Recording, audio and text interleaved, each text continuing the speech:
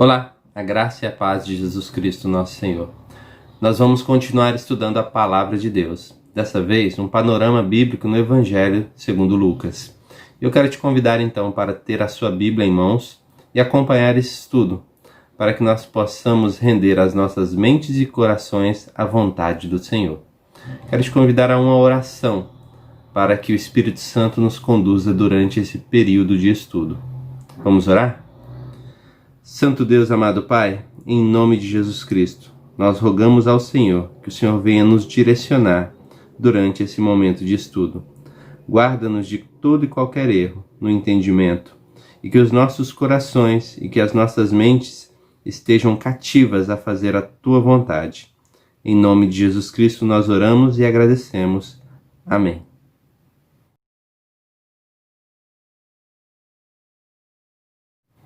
E a primeira coisa importante a saber deste evangelho é quem o escreveu. Os estudiosos afirmam que foi Lucas, um médico amado, o companheiro de viagens de Paulo. Lucas teria escrito tanto o evangelho quanto também Atos dos Apóstolos, o qual nós temos relatos a respeito de que o escritor participava dessa viagem. Lucas também era alguém que estava sempre presente na vida de Paulo. Era um companheiro fiel em seu trabalho missionário. Nós vamos observar isso durante as páginas da Escritura. Uma das coisas também importantes a saber é que Lucas provavelmente é o único escritor bíblico gentil. Ele muito provavelmente nasceu em Antioquia da Síria. Então, o primeiro e único escritor bíblico que não era judeu. Vamos acompanhar então alguns versículos que falam a respeito desse autor, deste escritor? E o primeiro versículo que eu quero te convidar a ler é Colossenses capítulo 4, versículo 14, que diz assim: Saúda-vos Lucas, o médico amado, e também Demas. O próximo versículo está em 2 Timóteo capítulo 4, versículo 11. Somente Lucas está comigo. Toma contigo Marcos e traze-o, pois me é útil para o ministério. E o próximo versículo em Filemão, versículo 24. Marcos, Aristarco, Demas e Lucas, meus cooperadores. Nós percebemos então que Lucas era um companheiro fiel a Paulo durante as suas viagens. Ele estava sempre ali presente nesse trabalho que Paulo ia realizando. Um médico sempre presente em viagens longas era algo de muita importância. Mas me parece que Lucas era mais do que um médico, ele era alguém que estava ali para realizar também o propósito do Senhor de levar o Evangelho adiante. Nós vamos também nos voltarmos agora para o livro de Atos, para acompanhar onde o escritor se integra aos relatos que ali aparecem. Atos 16, versículo 10. Assim que teve a visão, imediatamente procuramos partir para aquele destino, concluindo que Deus nos havia chamado para lhes anunciar o Evangelho. Atos 21, 17. Tendo nós chegado a Jerusalém, os irmãos nos receberam com alegria. E Atos 28, 16. Uma vez em Roma foi permitido a Paulo morar por sua conta, tendo em sua companhia o soldado que o guardava. Nós vemos então aí o escritor se incluindo no relato, e nesse último versículo algo que somente alguém, uma testemunha presencial, poderia saber. Então o escritor está sempre presente durante o relato. Mas o Evangelho segundo Lucas, ele tem uma característica peculiar, algo diferente dos demais evangelhos. O Evangelho segundo Lucas é uma pesquisa. Isso fica muito claro quando lemos logo no início ali do Evangelho.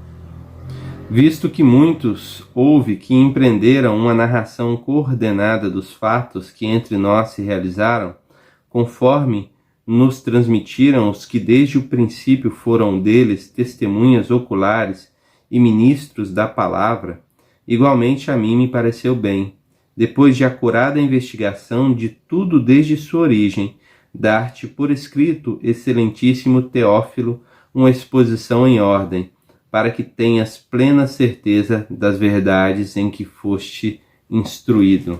Então nós percebemos aí logo no início que o Evangelho segundo Lucas é uma pesquisa, e uma pesquisa enviada a esse que é o Teófilo, o excelentíssimo Teófilo. Teófilo é a junção de duas palavras, Theo, que é Deus, e Filos, amigo.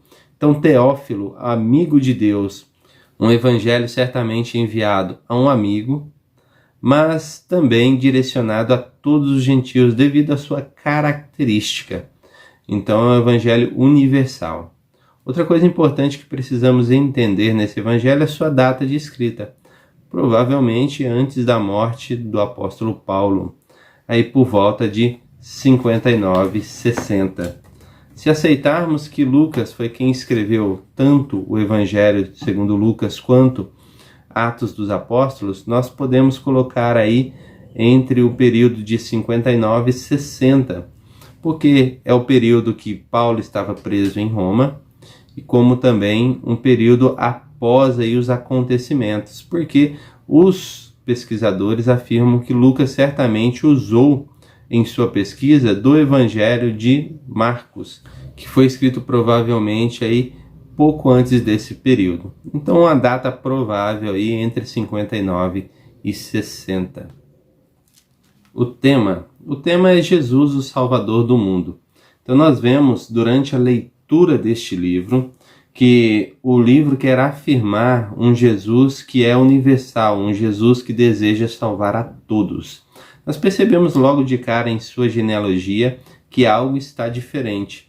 Ao contrário da genealogia de Mateus, que vai até Abraão, a genealogia escrita em Lucas vai até Adão, mostrando então a universalidade da genealogia daquele que é o Salvador de todos, Salvador do próprio mundo.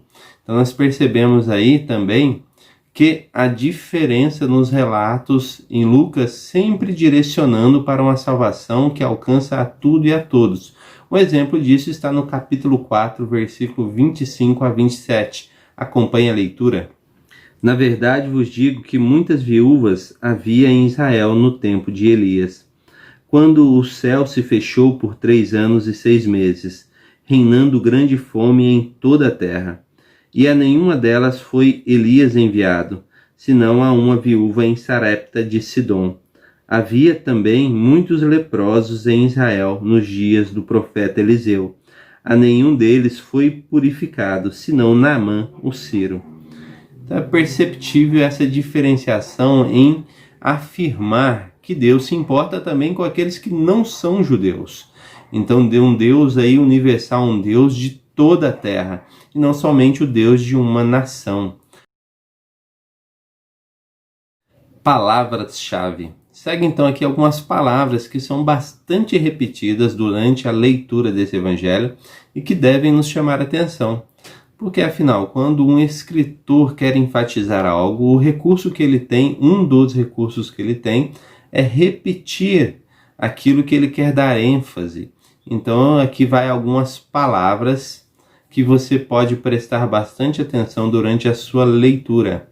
Oração, ação de graças, alegria, salvar, reino, Espírito Santo, arrependimento. Essas palavras percorrem todo o livro e elas fazem parte dessa ênfase que o autor quer dar para que prestemos atenção justamente nessas questões. Logo ali no capítulo 1, versículo de 1 a 4, já é dito qual é o propósito do livro, que é fazer uma pesquisa acurada, uma pesquisa bem feita a respeito dos acontecimentos da vida do próprio Jesus e deixar o amigo de Deus bem informado, o Teófilo bem informado destes acontecimentos. Conteúdo. Conteúdo é justamente aquela parte onde nós vamos pensar sobre do que o livro trata e como ele trata. Então a primeira coisa, como a gente já falou aqui, mencionou, o propósito do livro é tratar justamente essa salvação universal, essa salvação para todos. Então o conteúdo vai também nessa direção, de uma salvação para todas as pessoas. Eu peço que você acompanhe as leituras, então, para que possamos juntos entender que o livro está indo nessa direção. Capítulo 2, versículo 32, nós vamos ver aí no cântico de Simeão o seguinte: luz para a revelação aos gentios e para a glória do teu povo Israel. Então, logo no início do livro, dito por um judeu que Jesus é a luz para a salvação dos gentios. Então, isso é muito importante durante o entendimento deste livro. Em seguida, eu quero te convidar para ir para o final do livro, capítulo 24, versículo 47. E que em seu nome se pregasse arrependimento para remissão de pecados a todas as nações, começando de Jerusalém. Então nós temos aí uma ordem para se pregar arrependimento para a salvação e remissão dos pecados a quem? A todas as nações. Não apenas a nação de Jerusalém, mas a todas as nações. Todas as nações precisam conhecer aquele que é o Salvador. Por conta dessa ênfase tão distinta, existem alguns relatos que aparecem só em Lucas. E nós vamos perceber então esse critério que o escritor utilizou, inspirado pelo Espírito Santo, esse critério de se colocar justamente essas questões em pauta. Ou seja, um Deus que quer salvar a todos e que não faz distinção de pessoas. Por isso, somente no Evangelho de Lucas, nós vamos encontrar alguns relatos como o fariseu e a pecadora, capítulo 7, versículo 36 a 50. As parábolas da ovelha, da dracma perdida e do filho pródigo, capítulo 15, versículo 1 a 32. A parábola do fariseu e publicano, versículo 18, de 9 a 14. A história de Zaqueu, capítulo 19, versículos 1 a 10. O perdão do ladrão na cruz, capítulo 23, versículo 39 a 43. Também, neste evangelho, vai ser enfatizado a questão das riquezas, ou seja, Deus não faz diferença entre ricos e pobres. Por isso, é enfatizado o perigo das riquezas e a simpatia aos pobres. Capítulo 1, versículo 53, 4, versículo 18, 6, versículo 20 a 21, 6, versículo 24 a 25, capítulo 12, versículos 13 a 21, capítulo 14, versículo 13, capítulo 16, versículo 19 a 31 e capítulo 19, versículos 1 a 10.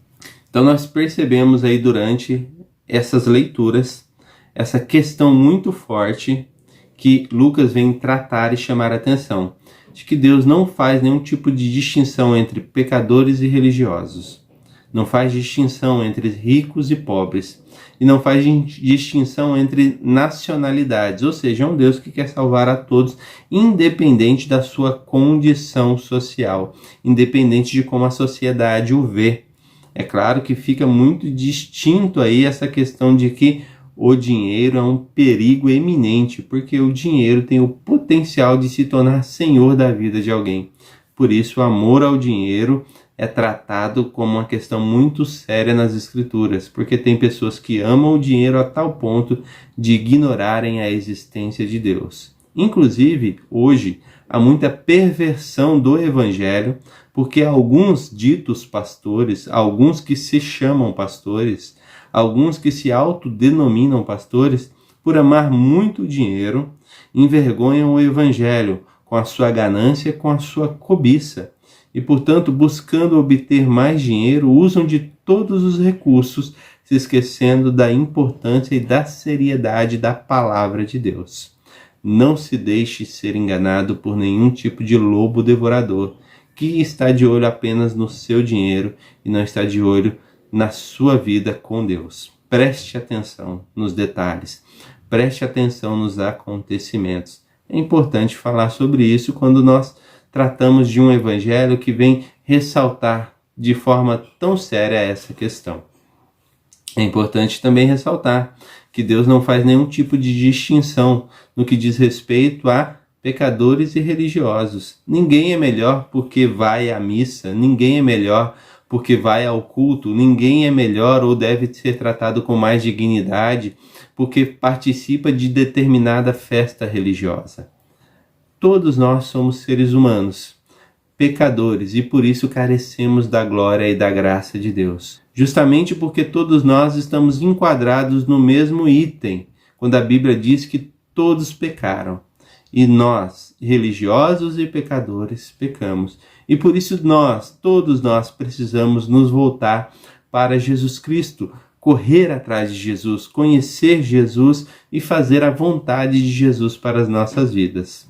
Essa vontade era muito clara nas páginas da Escritura e devemos prestar atenção a isso. Esse é um Deus também que dá oportunidades.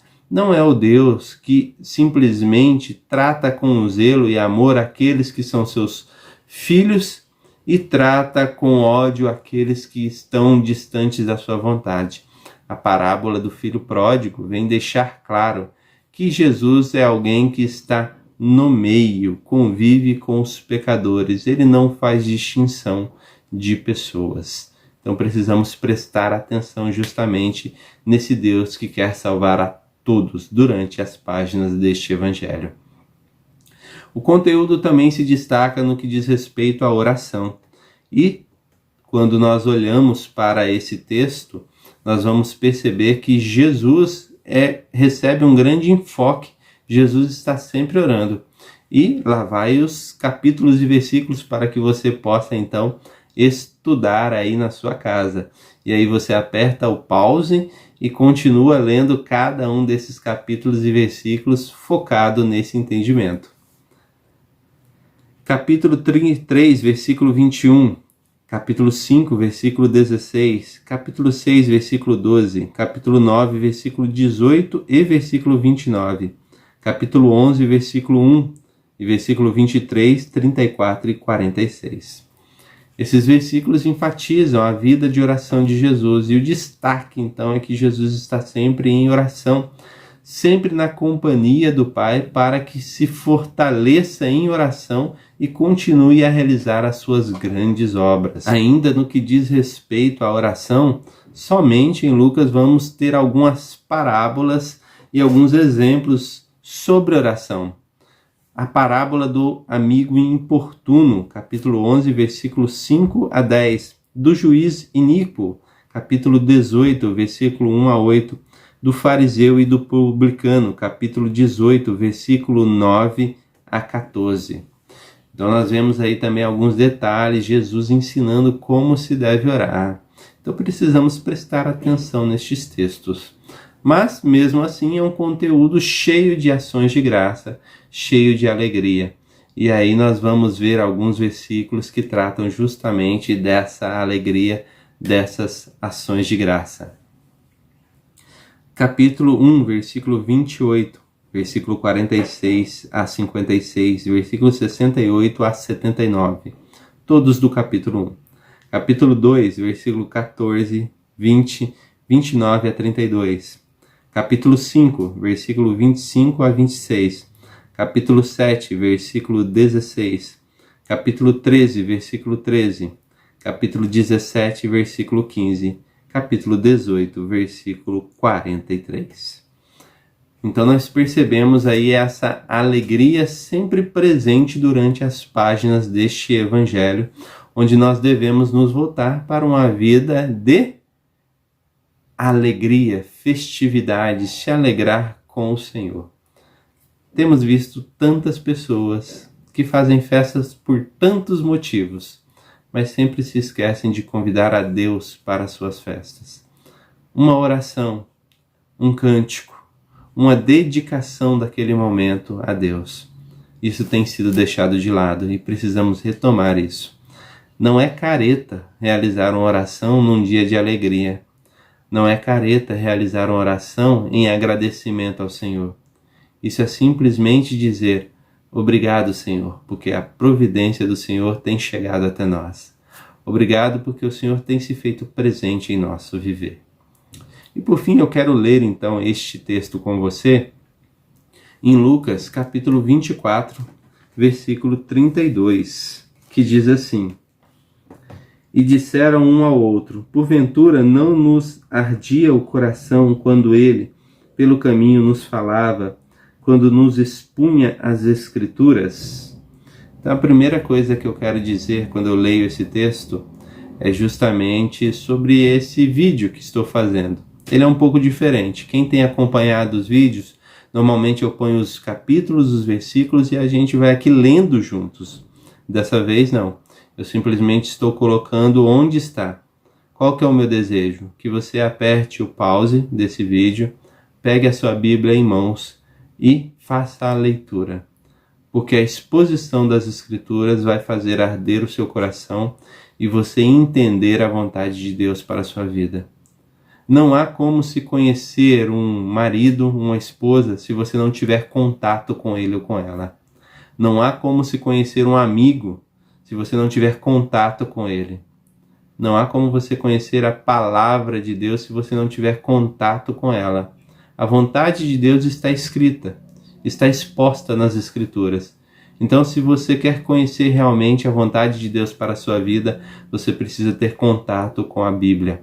Pegue uma Bíblia, tenha uma Bíblia em mãos e pause o vídeo nas imagens onde estão os endereços e leia, porque certamente isso vai fazer o seu coração arder, vai fazer com que você conheça mais de Deus e o Espírito Santo vai trabalhar em sua vida.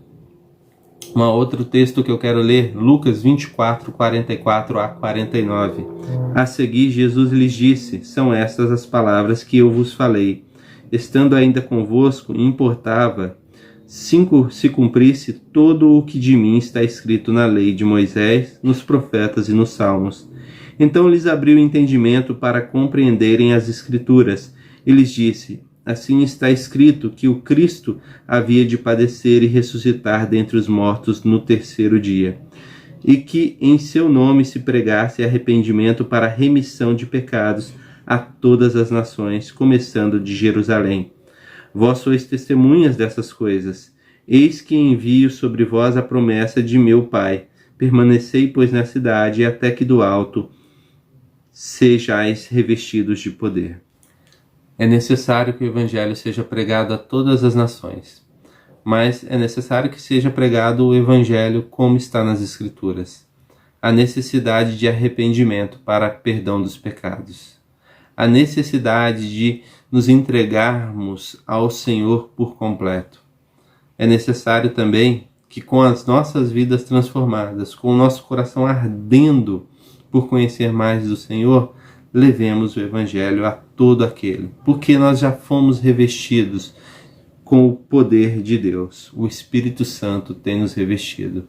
E o poder de Deus que nos foi dado é o Evangelho, porque o Evangelho é o poder para a salvação de todo aquele que nele crê.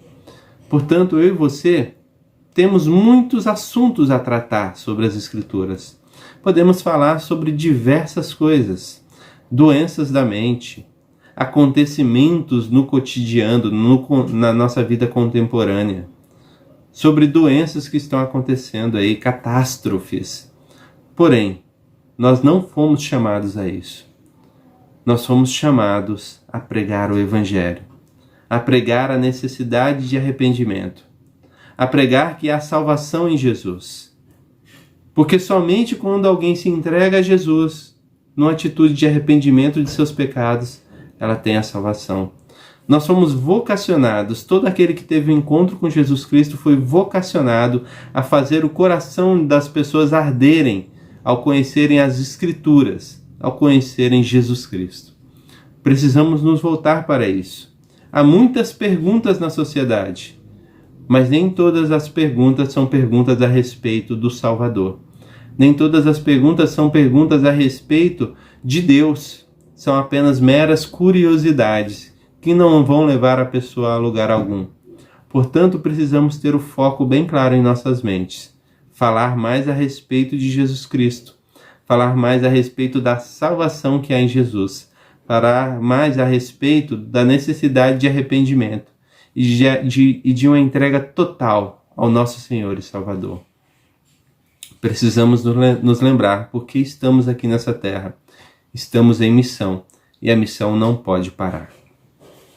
Então eu quero te convidar a voltar esse vídeo, a ler cada um dos textos aqui relatados e estar preparado então para pregar o Evangelho como o Senhor nos ensina, sem fazer distinção de pessoas, se são pecadoras ou se são religiosas, sem fazer distinção de classe social, se são ricos ou pobres, sem fazer distinção de nacionalidade, se são gentios ou judeus, sem fazer qualquer tipo de distinção, porque todos pecaram e todos carecem da glória, da graça de Deus. Somente por meio de Jesus Cristo temos a salvação, porque o salário do pecado é a morte, mas o dom gratuito de Deus é a vida em Cristo Jesus. Volte-se para o Senhor Jesus, para uma pregação pura e sincera, onde o Senhor esteja no centro dessa pregação. Deus abençoe você, Deus abençoe toda a sua família. E você, que tem sido abençoado por estes vídeos, eu quero te convidar a se inscrever no canal, a curtir o vídeo, a clicar no sininho para ficar sabendo das novidades e a compartilhar o vídeo para que outras pessoas tenham acesso à palavra de Deus. Até logo mais.